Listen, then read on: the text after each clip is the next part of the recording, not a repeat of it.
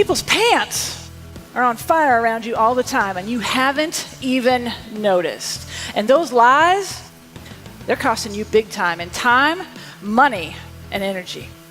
So it's a good thing you came today, because all that loss stops now. You came here to be a superhero, and you're going to leave here with a superpower, being able to tell who's lying. You lie every day. Every day you lie. And I can hear what you're saying. You're saying, Tracy, I go to church. I am in the Rotary Club. I do not lie. Yes, you lie, okay? Now, here's the thing. Not all lies are important. Not all lies are material, but the tells are the same for the big ones as the little ones, okay? So some of the lies you may tell could look something like this, like, oh, you haven't changed a bit. This is me, I was 13, right? You wanna know when you can lie? When you're asked this question, does my butt look big in these pants? No, it doesn't, okay? Free pass. The body can't lie. Words can lie, body can't lie. This is why the FBI, CIA, and police lean on body language very heavily to detect deception. So watch the body first, take the words, always with a grain of salt, and you'll get a lot further in detecting the truth. My goal for you today is to take a big step in that direction so you walk out of here exponentially more persuasive than the way you walked in. Does that sound like a good deal? Got one question for you. What do Chris Christie, Lance Armstrong, and Vladimir Putin have in common? They have me in common. I've been asked to interpret their body language on NBC, CBS, and Fox to tell the world what they're not saying.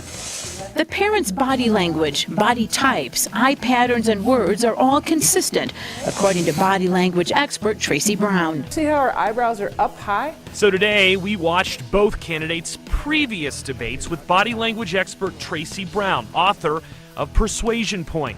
You see that point there? That says aggression. Traci Brown, who literally wrote the book on detecting lies, says the interview features very few. We watched the interview alongside Traci Brown, who actually raced with Armstrong on the USA cycling program in the early 90s. Now Traci is a body language expert who specializes in being able to tell whether or not someone is lying. Who's ready to play my not ready for primetime game show, Body Language Blitz? Y'all ready? Okay, good deal. So I'm gonna need 3 volunteers to come up here and demonstrate their knowledge of body language in front of everyone. I saw you in the red. Your hand was up first. Okay. One hit for me. Sass it up. Own it. There you go. Oh, look at that. Wow. No one's ever done that. Okay, so I got to try to match that. I don't know how. And see, she's got one foot behind the other, so I think I do not have the soul that Denise does.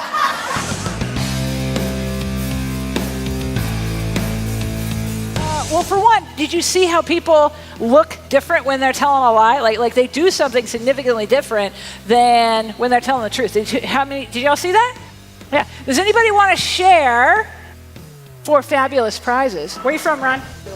Cumming, Georgia. Cumming, Georgia. Okay, and you picked out the lie? I did. What was the lie? He said he had 3 kids and both of them went to college. Oh.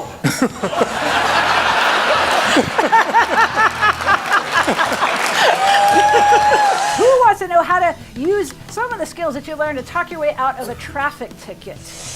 Today's your lucky day. I'm going to go ahead and let you out of this ticket, but don't you ever,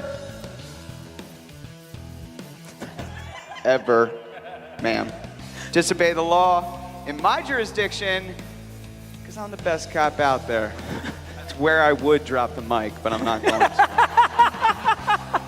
Give him a big hand, give the officer. This is an in-car guide on how to talk your way out of a traffic ticket. It fits right up in your visor. Hi everybody, Christopher Prenya here with Integration, and we got Traci Brown, and you've got to come see her in action. You gotta hire her. She's gonna motivate, innovate, and get your folks up and just understanding who's really lying and who's really telling the truth. You're gonna love it.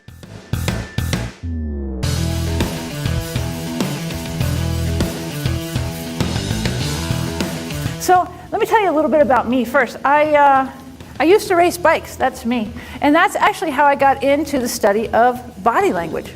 I was never the strongest one in the pack. So I started to be able to read my competition and pay more attention to them than I did the road. So I would look for these subtle signs, things like the drop of a shoulder, a little waggle of the hips, maybe a hitch in the pedal stroke. And so over time, I was able to correlate that with what was going to happen next, and I could outsmart my competition.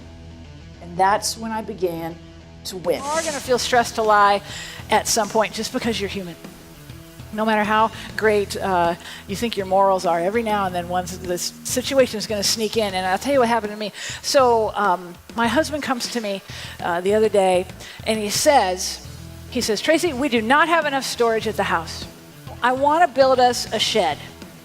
And I said, okay, that'd be great. And so you got to understand, he's a farm boy, he's an engineer. His idea of a shed is different than other people's idea of a shed. And so he builds us this magnificent barn in our backyard, which we knew was bigger than what the city would allow with their code without a permit, right? And so he said, you know what? It's going to be behind the garage. No one's going to care. Well, this was Sunday evening, okay? Monday morning, there's a knock at the door. I'm in my pajamas, 8 a.m., knock at the door. And I open the door, and there stands Stan, the friendly code enforcement guy from the city. And Stan's standing there, and this is what he said. He goes, so, what do you got going on here?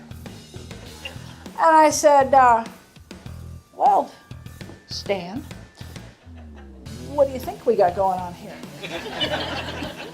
And then he says, well, I don't know. And now I get angry because he's trying to manipulate me, right? I am not dumb enough to self-incriminate, but there's a barn in my backyard. Like, I don't know what his intent is. Is he going to come around the corner with a wrecking ball? I don't know. And so I said, well, Stan, if you don't know, and I don't know, I guess we got nothing to talk about. All the while, I am embodying the mannerisms of a liar. Everything we've talked about, my eyes are shifting, I'm scratching, I'm fidgeting all over. And I'm telling Stan, I don't know what's going on. You can see this barn from space. It is so big. Now, the story ends with me agreeing to give Stan's card to someone who did know what was going on around there. And the story ends with us refusing to pay the $4,000 that the city wanted to keep our magnificent barn in place. So Matt took it down. He took it down, and he replaced it with this much less magnificent shed that is, it fits in the code just perfect.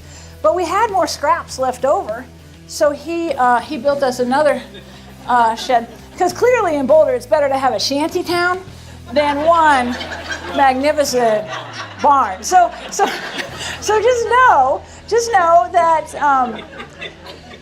when you feel forced to lie, you're not going to be able to rub it out. Okay, it's going to happen really fast.